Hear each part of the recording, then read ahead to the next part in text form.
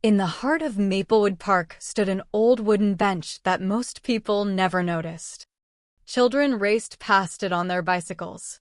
Dog walkers paused nearby to untangle leashes. Joggers passed it every morning without giving it a second glance. There was nothing remarkable about the bench itself. Its paint had faded years ago, and one of the wooden slats had a crack running through the center. Yet for one man, it seemed to be the most important place in the world. Every Thursday at exactly 4 o'clock, he arrived. The weather never mattered. Rain drummed against his umbrella in October, snow gathered on his coat in January, and summer heat shimmered above the pavement in July. Still, he came. Always carrying a single red rose. Always sitting on the left side of the bench. And always leaving exactly 1 hour later. For more than 30 years. Nobody knew why. Most people simply accepted him as part of the park, the same way they accepted the old oak trees or the fountain near the entrance. But Sophia Bennett couldn't stop wondering. The first time she noticed him was on a chilly afternoon in October. She had just finished covering a local charity event for the newspaper and was cutting through the park on her way home when she saw him sitting alone beneath a shower of golden leaves. There was something unusual about the way he looked at the empty space beside him. Not with sadness. Not even with longing.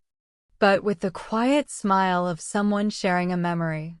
Over the next few weeks, Sophia found herself thinking about the old man far more often than she cared to admit.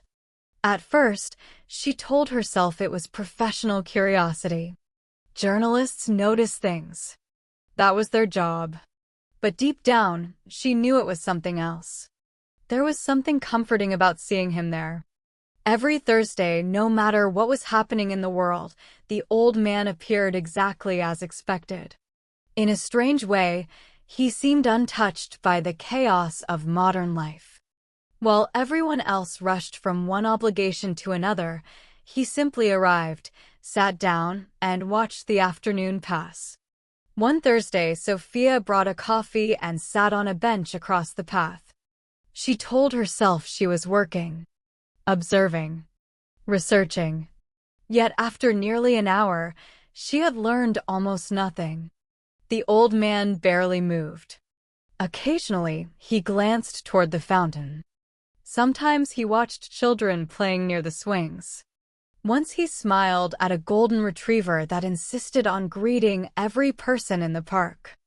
But mostly, he seemed content simply being there. It puzzled her. The park was beautiful, certainly, but not beautiful enough to inspire 30 years of devotion. There had to be another reason. A story hidden beneath the surface. The following week, rain clouds covered the city. Sophia almost didn't go. She assumed the old man would stay home. After all, the weather forecast warned of heavy rain all afternoon. Yet when she arrived, there he was, sitting beneath a dark umbrella, the red rose resting carefully across his lap. For nearly an hour, rain tapped softly against the fabric overhead while water gathered in small puddles along the path. The old man never left. Not once. Something about that image stayed with Sophia for days.